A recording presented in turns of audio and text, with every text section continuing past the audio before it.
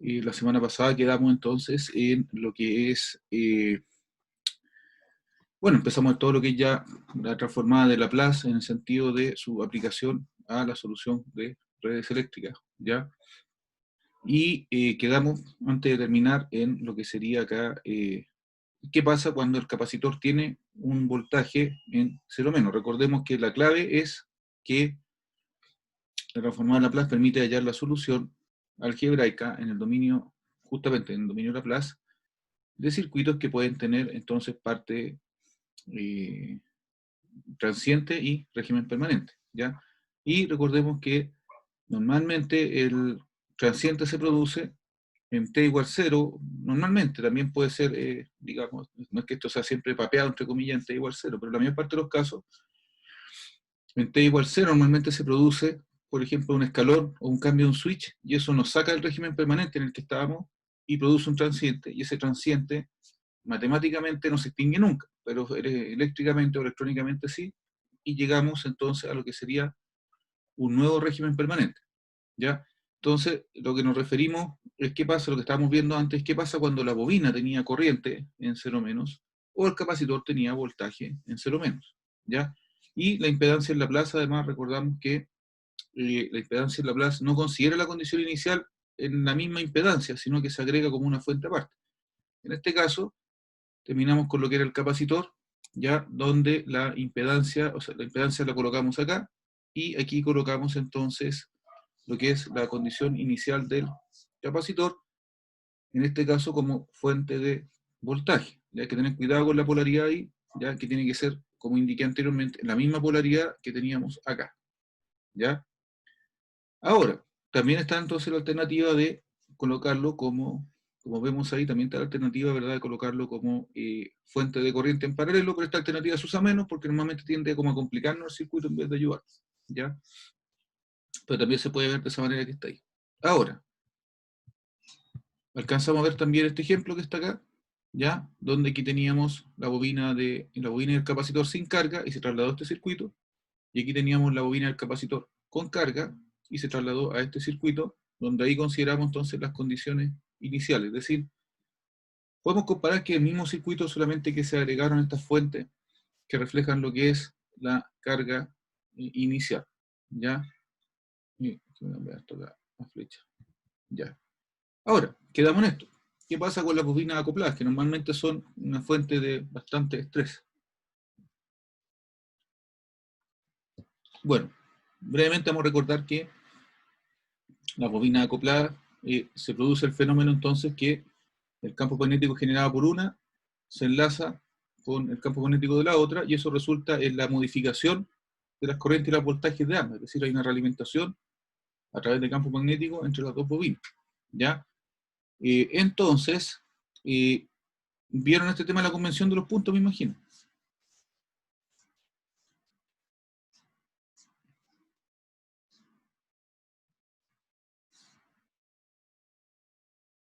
Sí, profe. Ya, ya. Bueno, no hay que confundirse, además este tema lo vamos a ver con más profundidad también, cuando ataquemos lo que es el transformador. ¿Ya? En esencia, cuando veamos las ecuaciones mejor acá, ¿ya? Aquí estamos, eso sí, viendo las bobinas sin condición inicial, es decir, estamos asumiendo el caso más simple en que las bobinas acopladas estaban descargadas, ¿ya? Entonces, aquí tenemos las ecuaciones de lo, digamos, lo que resultaría ser un Kirchhoff a cada lado, digamos, de aquí de las bobinas acopladas, ¿ya?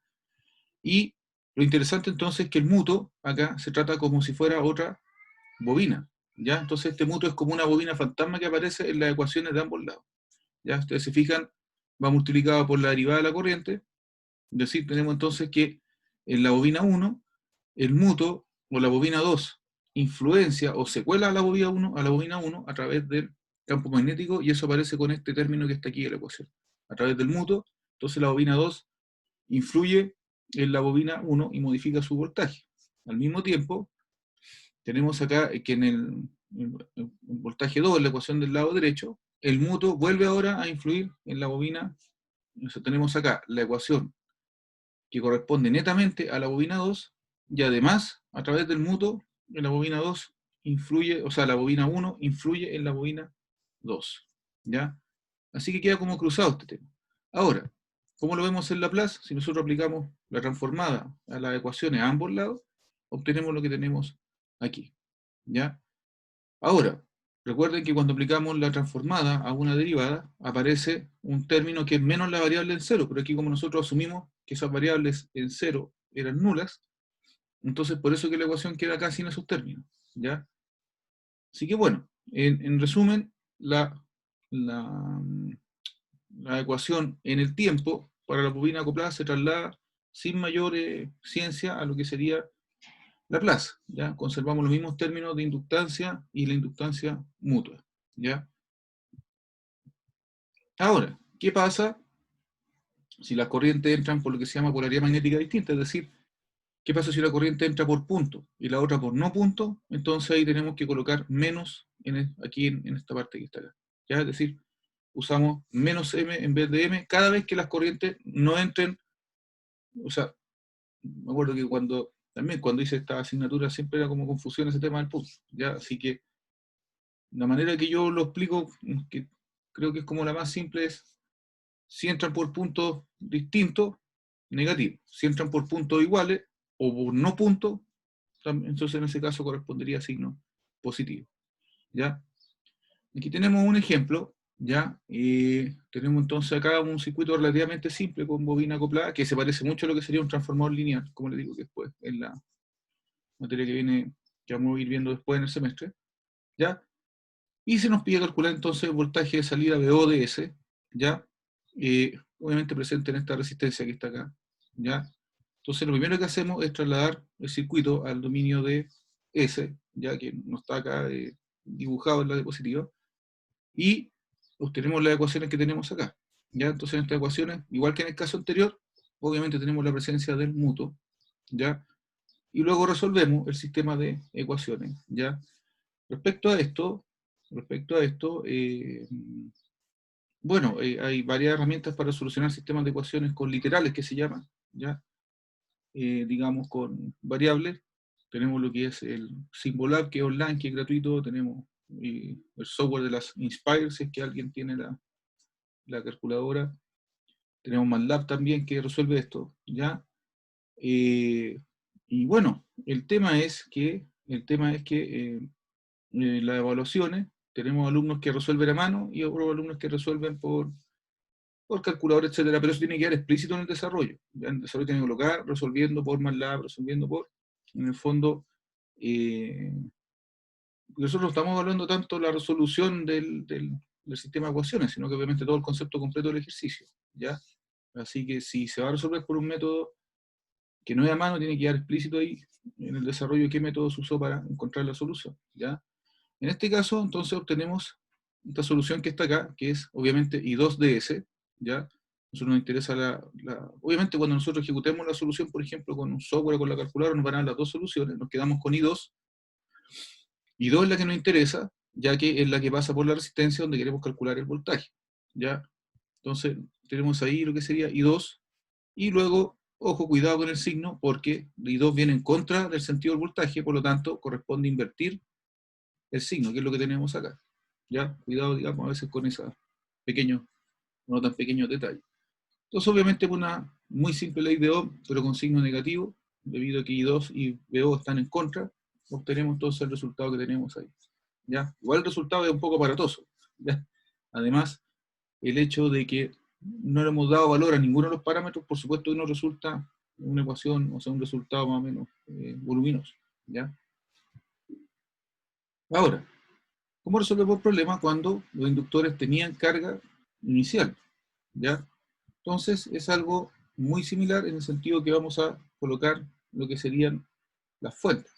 Ahora, ¿de dónde sale eso? También lo vamos a justificar acá. ¿Ya?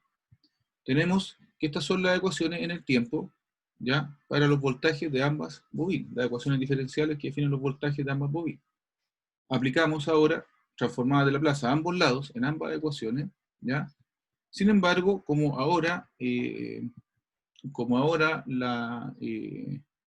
sí teníamos condiciones iniciales, entonces estas condiciones aparecen acá y aquí, ¿ya? O sea, no es ni una ciencia, solamente me engordan un poquito lo que es la ecuación, ¿ya? Ordenamos, entonces, el resultado obtenido, ¿ya? Y al ordenar el resultado, resulta que nos aparecen entonces estas fuentes que están acá. Y ustedes se fijan, acá estamos sumando voltaje a ambos lados. Entonces, ahí aparece una fuente de voltaje que no estaba. Ahí aparece otra fuente de voltaje. O sea, en el fondo, si ustedes se fijan, estos cuatro términos que están acá se agregaron respecto a las ecuaciones de Laplace que teníamos para el caso anterior sin carga inicial. Entonces, esos cuatro términos, ¿cómo se reflejan en el circuito? Mediante fuentes, ¿ya? Y aquí tenemos entonces las fuentes que se agregaron, ¿ya? Entonces, hay una genialidad en el fondo en quienes plantearon esta herramienta hace cientos de años, décadas atrás, ¿ya? Donde efectivamente conservamos el concepto de impedancia a través de L1S, M por S, L2S. Conservamos el concepto de impedancia y además, para considerar las condiciones iniciales, agregamos entonces estas fuentes que están acá, ¿ya? Por lo tanto,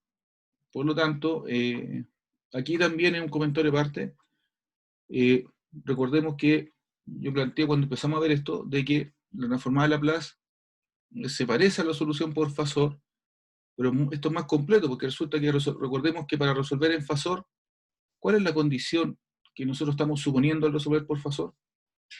Por favor, alguien que pueda. Hay una condición que nosotros asumimos para poder hacer toda la solución por Fasores. Aparte, obviamente, que estamos trabajando con una fuente senoidal. Pero hay otra condición súper importante que nosotros asumimos para poder resolver por Fasor, hacer nuestro cambio de dominio. ¿Cuál será esa condición? Que todos los elementos tienen la misma frecuencia. Ya, esa es, a ver, no es que los elementos tengan frecuencia, se supone que nosotros alimentamos con una fuente y esa fuente se propaga a todos los elementos en frecuencia. ¿Ya? Pero claro, es cierto de que para poder resolver en Fasor, si tenemos fuentes con distintas frecuencias, tenemos que aplicar superposición, ¿ya? Pero es un cuento, no podemos sumar en frecuencia, tenemos que aplicar superposición, resolver como con cada fuente por separado, volver al tiempo y después sumar en el tiempo. No podemos sumar en Fasor con frecuencias distintas. Pero no, pero ese no es el supuesto al que me refería. ¿Quién podría tener alguna otra idea también? Que todos los elementos son lineales. Ya, ese otro supuesto, digamos, ya, entonces, miren, en realidad parece que hay más de un supuesto. Hay un supuesto clave también, cuando yo resuelvo un Fasor, que el circuito está en régimen permanente. Es decir, yo estoy suponiendo cuando resuelvo un Fasor que el circuito alterno está en el mismo estado, por decirlo súper exageradamente, desde la prehistoria. ¿Ya? Es decir, no ha tenido ningún cambio o en el fondo no ha habido ningún transiente que ponga en duda mi solución. ¿Ya? Sin embargo, cuando yo resuelvo por Laplace, sí está considerada la parte transiente, justamente, por ejemplo, a través de las condiciones iniciales que están acá. ¿Ya? Entonces, la transformada de Laplace, desde ese punto de vista, es una herramienta más completa que el Fasor, porque engloba, en su mismo desarrollo, engloba transiente y régimen permanente, la solución que yo voy a encontrar. ¿Ya? Ahora, con esto tampoco quiero minimizar o quitarle valor a la solución por Fasor, porque de hecho los circuitos alternos, la suposición que está en régimen permanente es correcta. ¿Ya? Entonces, en el fondo, por eso yo planteé que el Fasor es como una especie de subconjunto de lo que es la solución que estamos viendo aquí. Es un cambio de dominio donde solamente considero la parte periódica de frecuencia y no considero transiente, que en el 99,9% de los casos, en, digamos, un circuito alterno ideal, no se entiende que mi circuito está tal cual. De hecho, no creo que hayamos visto alguna vez un escalón, un switch en un circuito con corriente alterna en los que solucionamos. ¿Ya? Así que bueno, aquí el mismo criterio que vimos antes. Si las corrientes entran por puntos distintos, entre comillas, al decir punto distinto me refiero punto y no punto, signo menos. Si las corrientes entran por puntos iguales, es decir, dos puntos o no puntos los dos, entonces el signo sumamos el mutuo en vez de restarlo. ¿Ya? Ahora, ¿qué pasa con los elementos en serie? ¿Ya? Bueno, aquí tenemos diferentes elementos en el tiempo, ¿verdad? Tenemos una suma de diferentes resistencias, diferentes bobinas, diferentes capacitores en serie, ¿ya? Y aquí tenemos lo que es la representación en dominio S, ya donde esencialmente recuerden que los convertimos al concepto genérico de impedancia, donde cada uno de estos elementos tiene su fórmula, entre comillas, o su nueva forma matemática. que la resistencia queda en la práctica igual, la que cambia es bobina y capacitor. ¿Ya? Ahora, si nosotros aplicamos, fíjese que este es digamos, un camino cerrado corriente. ¿Ya? Si nosotros ahora aplicamos entonces una suma de voltaje a lo largo de este camino, aplicamos un Kirchhoff, nos queda esto. Voltaje de la resistencia 1, voltaje de la resistencia 2, etcétera, después más voltaje de la bobina 1, voltaje de la bobina 2, después voltaje. No se entiende la idea, ¿ya? Hacemos la suma de voltajes de la impedancia, resulta que nos va a quedar lo siguiente. En el fondo, si nosotros ahora, cada uno de esos voltajes, lo dividimos por la misma corriente, IDS, entonces nos va a quedar esto. Nos va a quedar, por ejemplo, el primer término, que es el voltaje en la resistencia 1 dividido por la corriente, en realidad equivale a la impedancia resistiva, a la impedancia R1. Así va a ser con la impedancia R2, impedancia R3, etc. Luego el voltaje de la bobina, como esta ecuación que está acá, la dividimos obviamente por IDS en todos los términos, lo que nos va a estar quedando acá es la impedancia de la bobina 1, más la impedancia de la bobina 2, etc. Lo mismo pasa con el capacitor, es decir, finalmente vamos a tener que VDS dividido por IDS es la impedancia que se ve hacia adentro, acá, de esta red. Entonces, esa impedancia que se ve hacia adentro es, finalmente, de acuerdo a esto, la suma de todas las impedancias. Y como esto está en serie, entonces podemos afirmar que en Laplace la impedancia de una rama, ¿ya? O la impedancia de una rama, es la suma de todas las impedancias que están en esa rama. Por lo tanto, en lenguaje más coloquial, digamos, un lenguaje más, significa entonces que la impedancia en serie equivalente en Laplace es simplemente la suma de las impedancias, ¿ya? Que es un concepto análogo a lo que hacíamos en fasor, ¿ya? Y es un concepto análogo a lo que hacíamos con circuitos resistivos, ¿ya? Donde la resistencia equivalente en serie es la suma de las resistencias. Ahora, recordemos que en fasor ocurre un fenómeno particular, que no ocurre en el circuito resistivo, ¿ya? ¿Cuál es ese fenómeno quizá, o algún fenómeno que podemos notar cuando sumamos en fasor en serie?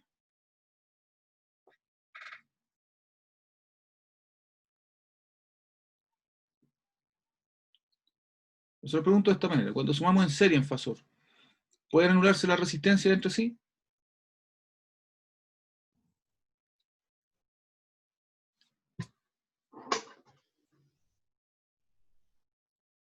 La impedancia de los inductores y los capacitores se van como anulando en sí. Exactamente, o sea, no es que sea siempre, pero dependiendo de las combinaciones de los elementos, cuando yo pongo en serie, digamos, digamos, bobina y capacitor, entonces sí puede pasar incluso que, o sea, se modifica en efecto, cuando yo hago mi impedancia equivalente en fasor, la resistencia siempre se van a sumar, pero la reactancia en el fondo, dependiendo de los valores de los elementos, puede incluso cancelarse. Entonces puedo llegar a un caso donde en la impedancia equivalente en fasor me quedo solamente con la parte resistiva, cosa que en el tiempo es difícil de visualizar, ¿ya? Entonces aquí también va a pasar de que al combinar en serie bobinas y capacitores voy a llegar entonces a términos de S que en el tiempo habrían sido bastante complejos de tratar de combinar, ¿ya? Es decir, recordemos que todo esto que estamos haciendo es porque en el tiempo, trabajar con bobina y capacitor normalmente, o sea, nos va a llevar a ecuación diferencial, o con término integral, o ecuación diferencial de segundo orden, o más, y se me complica la solución. ¿Ya? En cambio aquí en Laplace estoy resolviendo un problema algebraico, pero no por eso vamos a tener solamente términos con s elevado a 1, podemos tener polinomios con s cuadrado, s cubo abajo, es decir, es algebraico sí, pero si nosotros desempolvamos un poco la álgebra de Baldor, recordemos que un término algebraico se me puede complicar bastante cuando me empiezan a aparecer exponentes al cubo, a la cuarta, etc. ¿Ya? Pero de todas maneras, entonces la idea es que bobinas y capacitores pueden, a través de sus valores, entonces van a interferir un poco entre su funcionamiento, y eso se va a reflejar entonces en los resultados que yo obtenga al combinar en serie o en paralelo, ¿ya? El polinomio de ese que me resulta. ¿Qué pasa ahora en paralelo? Vamos a hacer un análisis parecido, ¿ya? Aquí tenemos, en efecto, no podemos hablar de una malla, aquí tenemos una combinación de mallas, donde tenemos resistencia en paralelo, bobinas en paralelo y capacitores en paralelo, ¿ya? Entonces en este caso es más conveniente trabajar con el concepto de admitancia, que yo le comenté previamente que normalmente uno como que no lo usa tanto, uno está siempre más acostumbrado a trabajar con la impedancia, ¿ya? Entonces recordemos que la admitancia obviamente es corriente dividido por voltaje en este caso, ¿ya? Entonces aquí tenemos todos estos elementos en paralelo, y ahora la idea es deducir qué pasa cuando los elementos están en paralelo. En este caso aplicamos ahora ley de Kirchhoff de corrientes, ¿ya? Es decir, asumimos que el IDS va a ser igual a la suma de todas las corrientes pequeñas que se reparten entre todos los elementos de arriba, y después estas corrientes obviamente se suman abajo y vuelven por el negativo hacia la izquierda, ¿ya? Entonces, la ecuación que refleja eso, obviamente, esta ley de Kirchhoff que tenemos acá abajo, ¿ya? Donde, insisto, la única corriente que entra a todos los elementos es IDS, y esa corriente se entiende que se va a repartir en todas las mini corrientes a través de cada uno de estos elementos para sumarse abajo y volver por la izquierda en este caso. Ahora, hacemos un razonamiento análogo, entonces, a la deducción anterior, pero en este caso, ahora, esta suma de corriente la dividimos por los voltajes. Entonces, ¿qué es lo que vamos a tener acá? Este término a la izquierda es IDS, es decir, la admitancia total que se ve hacia adentro, de toda esta, digamos, la admitancia total que se vería a través de todos los elementos que están en esta red, y se convierte entonces en la suma de las admitancias de los elementos, ¿ya? Entonces, así como la impedancia de elementos en serie es la suma de las impedancias, entonces ahora la suma de las admitancias en paralelo sería igual a la admitancia, la suma de las admitancias en paralelo sería igual a la admitancia total de la red, ¿ya? Entonces, en efecto, lo que nos está diciendo esto es que combinar los elementos en paralelo es lo mismo como lo hacemos en fasor y como lo hacemos en circuitos resistivos, ¿ya? Es decir, sumamos la admitancia, y si a alguien el concepto de admitancia no le acomoda, bueno, lo combinamos en paralelo la impedancia, que es 1 dividido por la suma de los inversos de las impedancias individuales. Así que en el fondo, en esta lámina y la anterior, lo que me está presentando es que puedo combinar en paralelo y en serie, de la misma manera como lo hacemos en circuito resistivo y como lo hacemos en fasor. En el fondo eso es lo que estamos viendo acá, ¿ya? Entonces, en resumen, para una red en serie o en paralelo, entonces, podemos utilizar la misma regla que ya conocíamos de combinación de impedancia y admitancia, ¿ya? Para encontrar admitancia o impedancia equivalente. Veamos un ejemplo como el que tenemos acá, ¿ya? De hecho, este ejemplo que tenemos acá se parece, en el fondo representa un cuadripolo, perdón, a una red de dos puertas que tiene una puerta izquierda y una puerta derecha. Y en el fondo es una materia que vamos a profundizar después. Por ahora lo vamos a ver simplemente como una red que tiene sus elementos cruzados. Entonces se nos pide encontrar la impedancia de entrada. La impedancia de entrada es todo el equivalente que finalmente se ve migrando desde la izquierda hacia adentro en este caso, ¿ya? Y se nos pide entonces, para el caso cuando los terminales B y B' están abiertos, es decir, como se nos presenta acá, y cuando los terminales B y B' están cortocircuitados, que lo vamos a ver en la próxima lámina, ¿ya? Entonces, acá, lo primero que hacemos, y esto es bien importante cuando uno resuelve circuito eléctrico en general, más allá de lo que es red 2, ¿ya? Hay que llevar el circuito a una forma que para uno sea más fácil de comprender. A veces están estas redes con elementos cruzados o diagonales, y en el fondo uno está acostumbrado a ver esta cosa bien cuadrada, como con, digamos, siempre malla y rectángulo. Entonces a veces hay ciertas configuraciones o cortocircuitos que aparecen y uno se puede confundir bastante, ¿ya? Entonces, cuando yo redibujé el circuito acá, simplemente me fijé en qué terminales estaban unidos, en qué nudos estaban unidos los elementos, y resulta que esto cruzado que está aquí yo lo encuentro bastante confuso, se ve bastante más claro de esta manera, yo creo, ¿ya? Entonces, aquí es evidente, en el fondo, que va a ser una combinación en paralelo de las impedancias que tenemos ahí, ¿ya?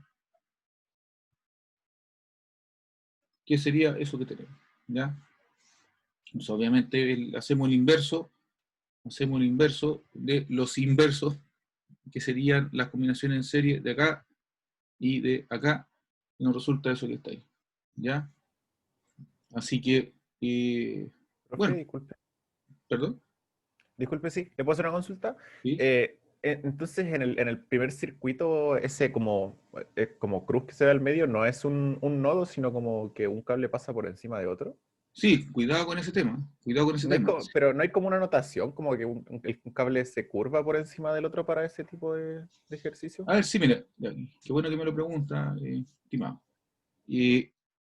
Efectivamente, en ciertos diagramas, o sea, lo ideal sería que apareciera acá como un saltito acá, ¿no es cierto? Un salto acá entre, lo voy a dibujar acá, ya para que, y todo este tipo de preguntas son como bien importantes para lo que estamos haciendo acá, ¿ya? O sea, debería aparecer acá como una cosa así, indicando que el cable pasa como por arriba.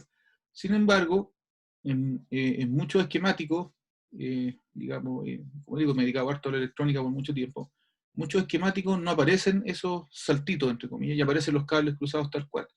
¿Ya? Entonces, en realidad la regla es la siguiente, para que no haya confusión. Si no hay un nudo puesto entre dos cables que se cruzan, yo no puedo asumir que esos cables están unidos.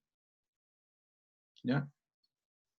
Así que, de hecho, como le digo, en la mayor parte de los casos no aparece como ese cablecito como indicando de que no están unidos. ¿Ya? Así que, en resumen, si no vemos explícito el nudo acá al centro, no podemos asumir que hay una conexión, digamos, ahí en el centro. ¿Ya? Por eso que este ejemplo lo encuentro interesante también para que discutamos eso. ¿Ya? Así que, de ese punto de vista, este circuito redibujado que está acá es lo mismo que está aquí, pero este se ve más claro. ¿Está bien? Sí, profe, gracias. Ya. Bueno, a diferencia, digamos, de otras normas de plano, etcétera, que son mucho más complejas, en realidad los circuitos eléctricos no hay demasiados símbolos o notaciones. Eh, y otra cosa que en general en los planos de circuitos bien hechos, de circuito eléctrico, normalmente se omiten los cruces a través del uso de lo que son las nets, es decir, por ejemplo, supongamos que tengo elementos que se van a cruzar, entonces yo no dibujo los cables cruzándose, sino que los dibujo terminales con nombre, y todos los terminales que tengan los mismos nombres se asume que están unidos físicamente. ¿Ya? Entonces, a través del uso de las nets, eh, evito, digamos, ese problema de que se me empiecen a cruzar cables por todos lados. Ya probablemente en el esquemático, pero probablemente ahora, si hemos visto pocos circuitos, claro, nos puede saltar la duda. ¿Ya? Veamos qué pasa ahora en el segundo caso. ¿Ya? Donde ahora, ¿qué pasa cuando los terminales B' están cortocircuitados? ¿Ya? Entonces, nuevamente, me parece como confuso el circuito para resolverlo ahí. Por lo tanto, guiándonos por qué nudos unen qué elemento, lo redibujamos y resulta esto. ¿Ya? Y resulta eso que está ahí. Ahora, tampoco hay que enredarse con este cable que une acá, porque en el fondo significa como si esto es como si fuera un solo nudo nomás. ¿Ya? Por lo tanto, lo que nos está diciendo esto es que ahora esas impedancias quedaron en paralelo. Uno partido por S con 1 y 2 quedó en paralelo con 2S. Por lo tanto, procedemos a sumar en el fondo en serie esa impedancia en paralelo, en serie con esa impedancia en paralelo, y eso es lo que nos resulta.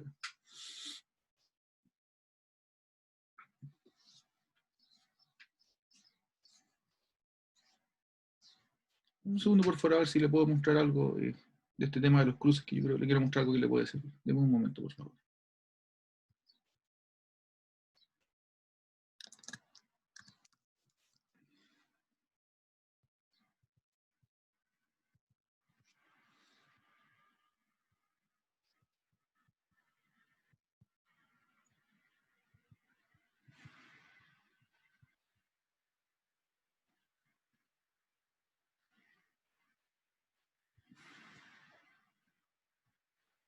Ya, les voy a mostrar algo ahora, que un poquito fuera de lo que la materia más estricta del curso, pero que les va a aportar.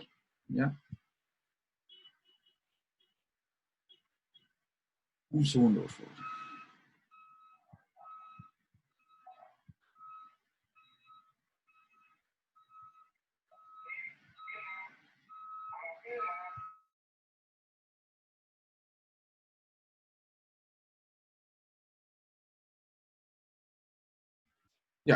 esto que tenemos acá, ya es lo que son esquemáticos más profesionales, circuitos bastante complejos como ustedes pueden ver. Sin embargo, la simbología es la misma, es decir, tenemos la resistencia, los capacitores, ¿ya? Entonces, aquí está el fenómeno que yo les decía. Esto que tenemos acá es un circuito integrado, digamos un chip con muchísimos pines. Miren que tenemos 129, 183. Y fíjense cómo se hacen entonces las uniones. Y acá es impráctico colocar como ese salto de cable entre cada uno. Sino que aquí, si ustedes se fijan, ya es un esquemático, digamos, completamente profesional con todas las normas. Si ustedes se fijan, entonces los terminales aquí, los pines van unidos y se asume de que solamente donde está el nudo se produce la unión. ¿Ya? Así que, ahora, el tema de las nets que le decía yo es el siguiente. Por ejemplo, ese terminal que está acá va unido a otro terminal que está en otra parte del circuito, y ustedes comprenderán que en un circuito complejo como este estaríamos llenos de cables cruzados para todos lados. Entonces el concepto es que en otro, por ejemplo, esta línea de acá termina en esa etiqueta que dice SO sample. Entonces, en otra parte del circuito hay otro terminal con el mismo nombre y se asume entonces que esos dos terminales están unidos, aunque no esté dibujado explícitamente en el circuito. Y es la única manera que hay realmente para, en circuitos electrónicos complejos, poder reflejar las uniones entre puntos sin tener que llegar a una maraña de cables por todos lados. ¿Ya? Y de hecho, por ejemplo, aquí hay una red importante, ¿ya?, que se llama 3 por 3,3 volts, que viene de la fuente. Entonces, si ustedes se fijan, en todas partes donde se necesita la alimentación de 3,3, se dibuja esta red. Cuando nosotros pasamos al circuito impreso, ahí el programa de circuito impreso, con algoritmos bien complejos, o yo mismo a mano puedo empezar a unir todos los puntos donde tienen que llegar los 3,3. Pero para efectos de claridad del esquemático se usa este tema de las nets, o redes justamente. ¿Ya? Así que bueno, eso en fondo quería un poquito complementar lo que expliqué recién, ¿ya? Y aquí en el fondo podemos ver ya la complejidad, lo que significa un esquemático más como profesional. Y ustedes se fijan, ahí está lleno de terminales flotantes. Entonces, este terminal PCA S0 viene de alguna parte del circuito, este PCA S1 viene de otra parte, y cuando hagamos el circuito impreso, bastante complejo, ahí va a haber pistas de cobre que van a unir realmente cada una de las redes que tienen el mismo nombre. Y además, si ustedes se fijan, hay un uso extensivo de la tierra, ¿ya? Es decir, también si nosotros tuviéramos que unir todas las terminales de tierra, queda un infierno de diagrama, no se entiende nada. Entonces, todas las puntos donde se necesita tierra, simplemente se dibuja este símbolo y se asume que después esa tierra está obviamente toda unida por pistas de cobre, por planos de tierra, etc. ¿Alguna consulta? Como podemos ver, es un circuito electrónico complejísimo, ¿ya? Así que si no se siguen estas técnicas en el fondo para hacer el diagrama, digamos, esta cosa sería imposible prácticamente de entender, ¿ya? Así que bueno, ahí podemos ver bobinas, capacitores. Este capacitor que aparece acá achurado es capacitor con polaridad, ¿ya? Y aquí tenemos ya lo que son transistores, por ejemplo, que ya son materia de una asignatura completa, como lo es, por ejemplo, el sistema electrónico, ¿ya? Así que bueno, vamos a volver entonces a lo que es nuestra diapositiva. Ya, entonces ahí encontramos, fíjense cómo cambió la impedancia de entrada cuando se unieron los terminales de salida B, B', ¿ya?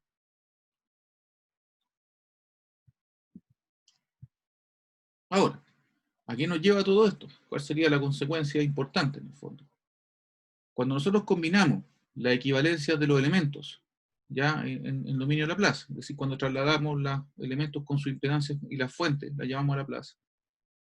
Cuando además combinamos la aplicación de las leyes de Kirchhoff, ¿ya?, y la combinación de elementos en serie paralelo, como vimos recién, entonces aquí en el fondo hemos mostrado lo que se afirmó al principio. Hemos fundamentado que no es necesario para solucionar el Laplace pasar por las ecuaciones en el tiempo, la ecuación en el fondo integral diferencial, y llevarla a Laplace para resolver, sino que simplemente puedo pasar cada elemento a Laplace, puedo pasar cada fuente a Laplace, hacer el circuito equivalente en Laplace y ahí resolver directo. No tuve que pasar por la ecuación diferencial y por la integral, etcétera, para poder resolver. ¿Ya? Entonces, ¿cuál va a ser el procedimiento en resumen? Primero, a partir primero de las excitaciones que tengamos en el tiempo y los parámetros del circuito R, L y C, ¿ya?, dibujamos el circuito en dominio de la frecuencia. Ojo que el concepto de excitación es muy importante para la materia que vamos a ver, que es respuesta de frecuencia, ¿ya? Entonces, vamos a hablar más que fuente de energía como excitación realmente. Entonces vamos a ver qué pasa con la excitación en la entrada y la respuesta en la salida. Ya eso, digamos, parte de la materia de respuesta de frecuencia que nos aguarda después, ¿ya? Entonces, quizá hay que familiarizarse con este término que sería excitación en el tiempo, es decir, una fuente de voltaje corriente variable en el tiempo que obviamente entrega energía al circuito y me permite analizar, ¿ya? Entonces vamos a tener las transformadas de Laplace de las excitaciones y vamos a escribir la impedancia R, L y C en dominio de S, ¿ya? Resolvemos entonces el circuito aplicando las leyes de Kirchhoff, ¿ya? Para las variables solicitadas, bueno, que es corriente, extensión, variar lo que nos pueden pedir. Una vez que hemos obtenido la solución en Laplace, se supone que idealmente o felizmente nos devolvemos al tiempo con transformada inversa y la solución entonces, el resultado de la transformada inversa va a ser la solución en el tiempo que estamos buscando. Ojo que aquí es donde se nos puede complicar notablemente el problema, que es cuando tenemos la función en S, no sé, la corriente en S, voltaje en S que se nos pedía, y es un polinomio como gordito, entre comillas, en muchos términos, y ahí aparece el problema, que para poder aplicar la transformada inversa, tengo que guiarme por tablas de transformada, y el tema es que lo más probable, en el 99% de los casos, es que mi polinomio que tengo no está en la tabla. Entonces voy a tener que descomponerlo en fracciones parciales, y luego, como la transformada es lineal, la transformada inversa también, voy a aplicar la transformada inversa a cada uno de los términos que obtuve en fracciones parciales, y la suma de esos términos es la transformada inversa completa, ¿ya? Entonces, en la fracción parcial es donde se me puede complicar la cosa, ¿ya? Ahora, ¿qué elementos vamos a tener que considerar para poder solucionar? Y aquí, para bien o para mal, los mismos elementos que vimos en Red 1, todos aparecen de nuevo en una forma un poquito distinta, pero al final es lo mismo. Es decir, vamos a tener que considerar con mucho cuidado lo que se llama el criterio de signo para corriente y voltaje, que es la definición que yo les mostré cuando partimos el ramo. ¿Ya? Son la relación voltaje-corriente que se produce en resistencia, en bobina, en capacitor, y recordemos que esas definiciones están hechas pensando siempre que la corriente va de más a menos, ¿ya? Y si la corriente va de menos a más, entonces en ese caso obviamente tenemos que invertir el signo. A eso se refiere el tema del criterio de signo. La regla de asociación de elementos se refiere a lo que vimos recién, es decir, cómo combinar elementos en paralelo o en serie, ¿ya? La regla de transformación de fuente, bueno, las transformaciones de fuente uno a veces como que las mira un poco huevo, ¿no? Pero son bastante útiles, ¿ya? Recordemos que es cuando podemos tomar entonces una fuente de voltaje en serie con una impedancia y llevarla a una fuente de corriente en paralelo con la impedancia, ¿ya? En ciertos casos esas transformaciones pueden ser bastante útiles, ¿ya? Así que, como les digo, las transformaciones de fuente, tengámosla presente, es fácil de aplicar y es una herramienta que nos puede ayudar bastante, ¿ya? De hecho, una transformación de fuente adecuada, por ejemplo, me puede eliminar una malla, o al contrario, me puede también ayudar con un nudo. Recordemos que el método de nudo y malla, el método de nudo normalmente a veces, cuando hay, y discutiendo esto, digamos, ¿qué es lo que pasa cuando estamos solucionando el método de nudo y hay una fuente que no nos queda a tierra, una fuente de voltaje?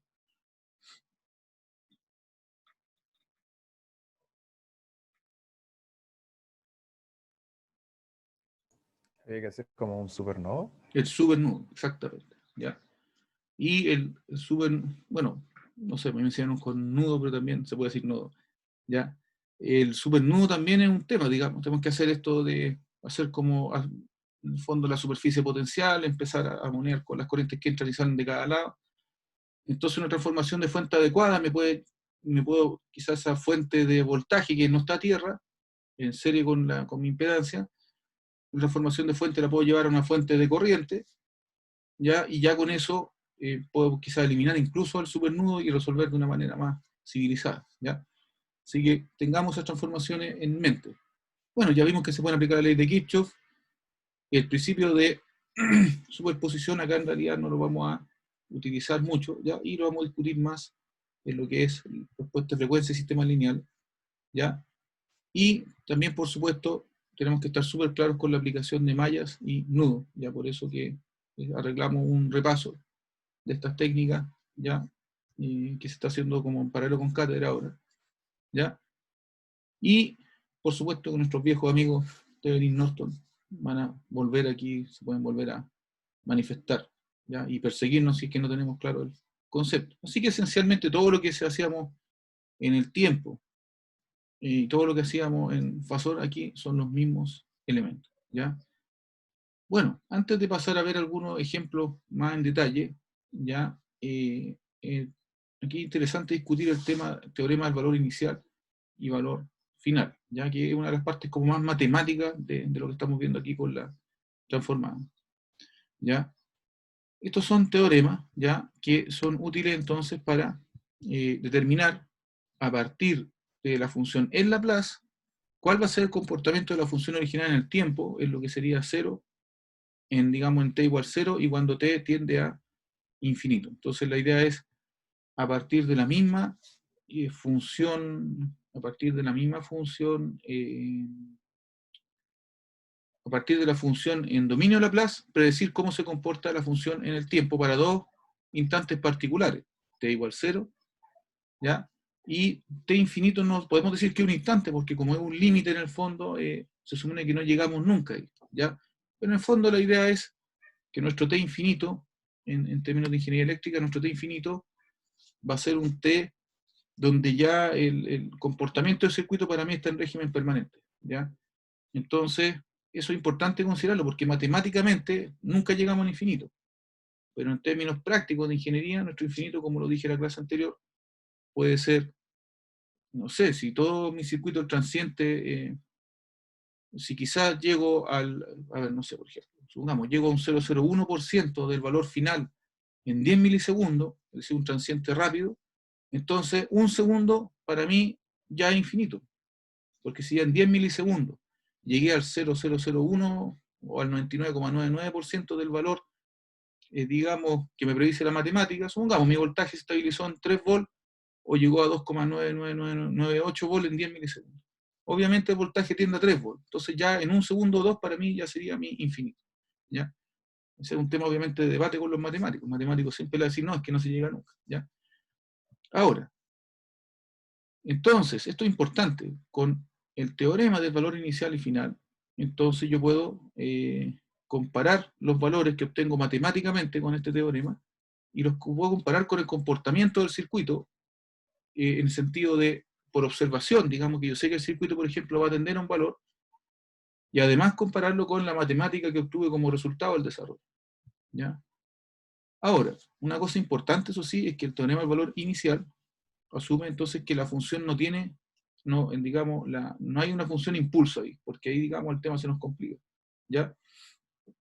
De hecho, el primer ejemplo que vamos a ver, ya de resolución, digamos, hay un set de diapositivas aparte que nosotros vamos a ver acá, que son ejemplos de solución, ¿ya? Algunos están desarrollados al completo y otros están para que ustedes los puedan hacer. Eso es aparte de la guía de la transformada, ¿ya? Entonces, ahí vamos a ver ejemplos que pasa cuando tenemos función impulso ahí, ¿ya? Ahora, para el teorema del valor final tenemos una restricción importante, ¿ya? Que solamente si los polos de la función f de s están en la mitad izquierda del origen, ya vamos a ver lo vamos a ver aquí en matemáticas, solamente en ese caso es válido el teorema del valor final, ¿ya? Es decir, si finalmente, mejor lo vamos a ver en ecuación, para quedar más claro. Una excepción es que se permite un polo de primer orden en el origen, es decir, si tenemos un término s que no está al cuadrado ni al cubo ni nada, un término s elevado a 1, que está multiplicando todo lo demás, ese sería un polo digamos, en s igual 0, eso se permite y el valor final sigue siendo válido, ¿ya? Ahora, vamos a ver esto más en detalle y se va a aclarar un poquito más esto que he explicado al aire como que no tiene mucho sentido, ¿ya? El valor inicial de una función en el tiempo es el valor en t igual 0, suponiendo eso sí que la función es continua en t igual 0, ¿ya? Es decir, tiene que haber un valor definido para la función t igual 0. Ahora, esto es un criterio matemático. Nosotros en circuito eléctrico, como estamos en el fondo analizando un modelo de la realidad, siempre va a haber un valor en t igual 0. ¿Ya? Ahora, matemáticamente, si fuera discontinuo, el valor inicial se considera que es el límite cuando tiendo a 0 más, es decir, cuando vengo por el límite acercándome desde la derecha. Ahora, el valor inicial de una función puede calcularse, ojo que interesante esto, el valor de la función inicial, el valor inicial en el tiempo, lo calculamos como el límite cuando s tiende a infinito de s por f de s. ¿Ya? Entonces aquí sí vamos a tener que desempolvar un poco lo que son los conocimientos de límites que normalmente se ven como al principio de la carrera y llegado a esta altura uno está como un poco oxidado. ¿Ya? Aquí vamos a ver un ejemplo. Tenemos lo que es un FDS acá, ya que de hecho este podría ser un FDS como el que nos resulta cuando solucionamos un circuito en Laplace, es decir, un polinomio relativamente complicado. ¿Ya? Y nosotros queremos saber, ojo, tenemos el FDS, no conocemos el F en el tiempo original, y queremos saber en el fondo cuál habría sido el valor de la función en 0. Ojo que en este ejemplo no estamos aplicando la transformada inversa para devolvernos al tiempo, por lo tanto, la genialidad es que vamos a conocer el valor inicial de la función en el tiempo, sin tener la función en el tiempo realmente, porque para eso tendríamos que aplicar fracciones parciales acá, hacer un procedimiento relativamente complicado, y obtener f en t. Cambio acá, vamos a saltar eso y vamos a tener directamente la función en 0. Bueno, aplicamos el límite acá. Ya.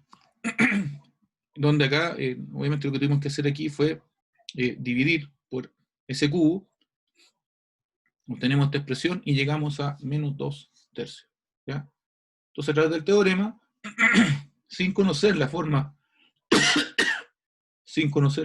de f de t, sí pudimos encontrar su valor inicial directamente desde Laplace, ya, por el límite de s por f de s. Cuidado con esto que en la evaluación tuvimos personas que se nos confundieron. Semestre anterior, el valor inicial es en Laplace con s cuando tiende a infinito, no cuando s tiende a 0, ¿ya? Ahora, ¿qué pasa con el valor final? El valor final, ojo, de una función en el tiempo es el límite cuando la función tiende a infinito, ¿ya? Entonces, de una manera parecida como al valor inicial que vimos, que es como al revés en Laplace, entonces el valor de la función cuando t tiende a infinito, ¿ya? Ojo, ese t cuando tiende a infinito para nosotros va a ser el régimen permanente, el valor de régimen permanente del circuito después de t igual 0. El límite cuando s tiende a f de s, pero ahora cuando s tiende a 0. ¿Ya? Es decir, en la misma forma del valor inicial, pero ahora hacemos tender s a 0. Ahora, no es llegar a instalarse y calcular así nomás, sino que tenemos que verificar que se cumpla dos criterios, se tiene que cumplir este criterio. ¿Ya? Resulta que los polos de f de s tienen que tener la parte real negativa. ¿Ya? De otra manera, esta cosa no va a funcionar. No, o el límite en el fondo no vamos a poder calcular el límite, se nos va a indeterminar. ¿Ya? Y la excepción es que uno de los polos puede ser 0. ¿Ya? Entonces, veamos acá algún ejemplo. ¿Ya? Tenemos claro el concepto de polo y cero, ¿no?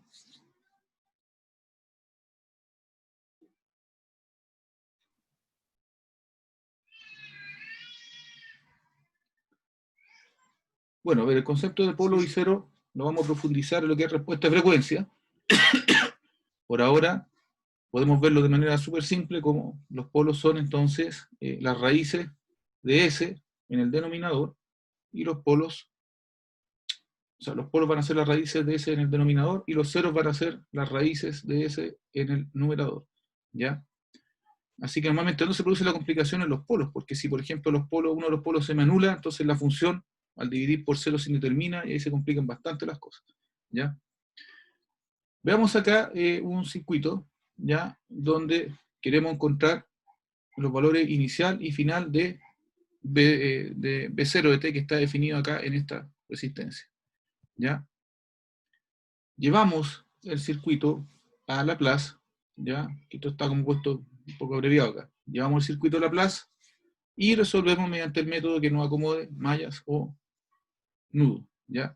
Ahora, yo como profesor no puedo como crearle un prejuicio que es mejor malla o nudo, pero en general en la experiencia el método de nudo es más aparatoso, ¿ya? En el sentido de que tengo que definir como corrientes de rama, una por una, después empezar a combinarla, así que normalmente sale más largo. Entonces, si me dan la opción, porque a veces uno como profesor dice resuelva por malla o por nudo, si me dan la opción, quizás me conviene más resolverlo por malla, ¿ya? Dependiendo de la cantidad de ecuaciones que se van a generar, etc. ¿Ya? Ahora, este circuito en particular, por malla o por nudo, sale más o menos la misma. El desarrollo no es mucho más largo, mucho más corto. Llegamos entonces a esta solución que está acá, B0 en S con este polinomio de S. ¿Ya? Y, ¿cómo podemos ahora calcular el valor inicial de lo que era? Es decir, ¿cuánto era el valor de B0 en 0? ¿Ya? Ojo que hay un tema importante antes de seguir acá. ¿Cuáles eran las condiciones iniciales de este circuito? ¿Cuánto valía la corriente de la bobina en 0? En 0 menos, perdón. ¿Y cuánto valía el voltaje del capacitor en 0 menos? Eso antes en el fondo, antes de seguir, tengo que tener súper clara esa película. Incluso antes de lo que es el valor inicial. ¿Cómo puedo saber, minando el circuito, por simple inspección que se llama, cómo puedo saber en el fondo si la corriente en la bobina era 0 o no? O el voltaje en el capacitor era 0 o no. La función escalón. Por el escalón, porque resulta que el 4 mu de T significa que esta fuente inyecta violentamente 4 amperes a partir de T igual 0, y por lo tanto, ante igual 0, esta fuente estaba inactiva. Sin embargo, el hecho de que la fuente estuviera inactiva no necesariamente significa que no había corriente en la bobina o no había voltaje en el capacitor. Pero nosotros lo que estamos asumiendo es que antes de T igual 0 el circuito estaba en régimen permanente. Es decir, nosotros para resolver acá estamos asumiendo que cualquier transiente que hubo antes de T igual 0 ya se extinguió. Porque si hubiera habido un transiente antes de T igual 0 significaría que tendríamos todavía corriente en la bobina y voltaje en el capacitor. ¿Ya? Entonces lo que nosotros estamos suponiendo, y además no se nos indica nada más en el enunciado, es que este circuito antes de T igual 0 estaba en régimen permanente nulo. Es decir, el circuito estaba, digamos, muerto, entre comillas. Por lo tanto, sin ninguna energía, y a partir de eso es que nosotros resolvemos por Laplace y pusimos esto, ¿ya? Porque si hubiéramos tenido corriente o condiciones iniciales en la bobina del capacitor, esta solución se modifica, ¿ya? Ahora, eso es un análisis que siempre hay que hacer como ingeniero, digamos, mirar el circuito y ver si cuadra en el fondo más o menos el examen del circuito con los resultados matemáticos que tenga. En este caso, al aplicar el teorema del valor inicial, resulta que, digamos, se me anula la S con la S y finalmente esto da 0. Por lo tanto, correctamente entonces nuestro circuito estaba en 0, el voltaje, digamos, VO estaba en 0 al momento del cambio del escalón. Para el valor final, en este caso, ya tenemos que revisar una cosa primero. Si nosotros factorizamos o buscamos las soluciones de esta ecuación de segundo orden, que sería, ¿verdad? En el fondo, tomar el 2s² más 3s más 2, igualar a 0 y buscar las soluciones, obtenemos esas soluciones que están ahí. ¿Ya?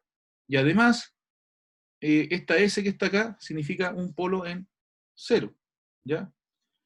Que es obviamente el S igual 0. Ahora, lo importante es que esta S no está al cuadrado ni al cubo ni nada, es S elevado a 1. Por lo tanto, se cumple el criterio de que tengo un polo en 0 y tengo el resto de los polos tienen parte real negativa. ¿Ya?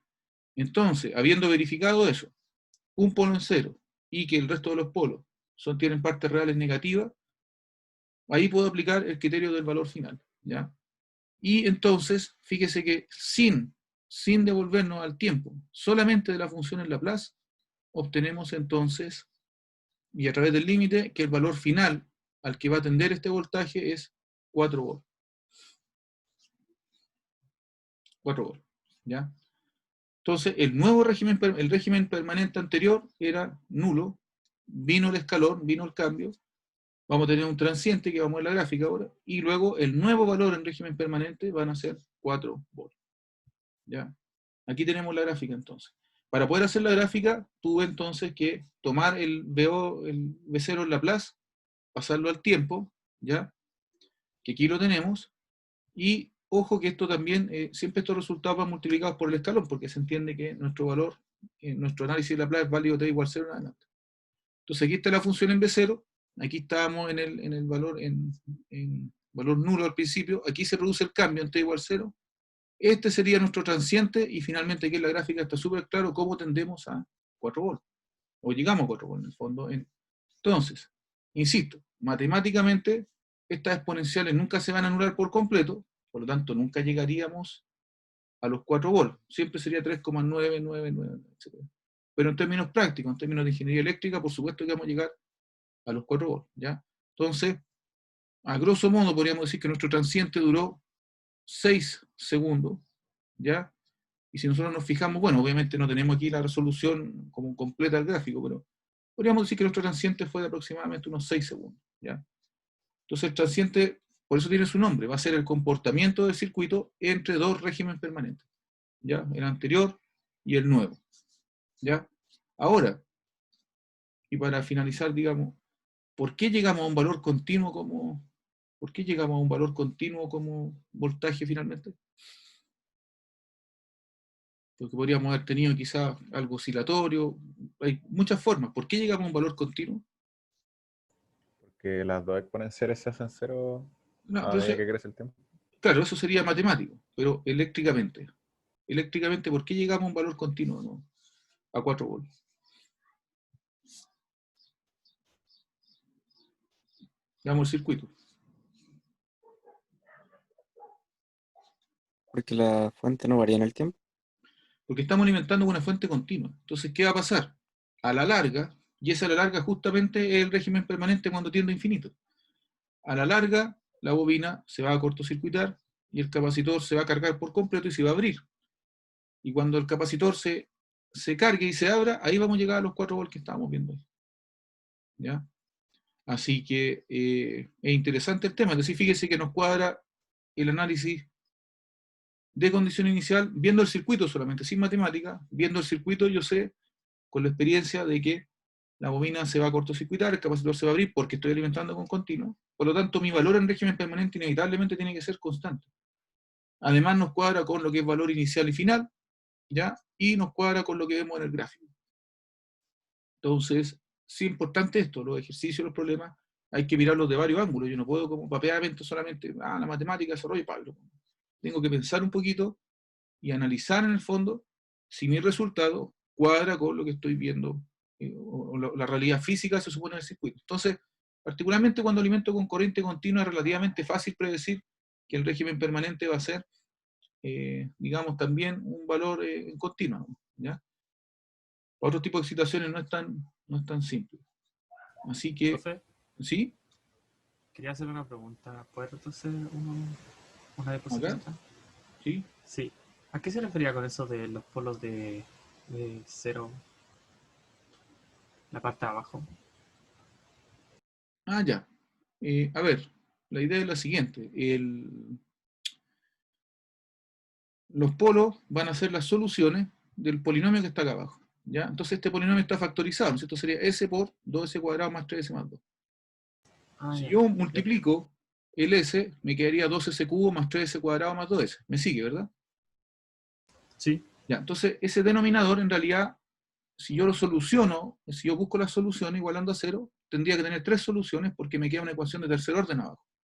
Y esas 3 soluciones son 0 y menos 3 cuartos más raíz de 7 cuartos y menos 3 cuartos menos raíz de 7 cuartos. Es decir, tengo la solución real y 2 complejas conjugadas. Ahí están mis 3 soluciones. ¿Ya? Entonces, si tengo un 0 como solución, ya eso es aceptable. Pero si tengo más de un 0, por ejemplo, tuviera aquí s cuadrado, ahí tendría 2 ceros como solución de s, y ahí ya no funciona el teorema del valor final. Ya significa que el límite no va a converger. Entonces, tengo aquí visto en forma factorizada, resulta que tengo s igual 0 acá, que corresponde a este valor, por lo tanto tengo un polo en 0, y tengo esta solución, que son el resultado de resolver eso igualado a cero, digamos, el término, el paréntesis de segundo orden. Entonces los polos que resultan abajo son 0 y las dos soluciones complejas que están acá, y cumplen el criterio de valor final, porque la parte real de las soluciones complejas es negativa. Entonces ahí puedo aplicar el teorema de valor final y llego a esa solución. ¿Está más claro yo, no? Sí, sí, quedó claro. Ya. Bueno, seguimos entonces el próximo bloque después de almuerzo. ¿Ya? Nos vemos entonces. Profe, solo a 1.50 entonces. No, 2.20, perdón. 2.20. Sí, 2:20. 2:20. Perfecto. Ahí, digamos, Gracias. continuamos con lo que estábamos aquí. ¿Ya? Nos vemos entonces en un rato más. Chau. Hasta luego.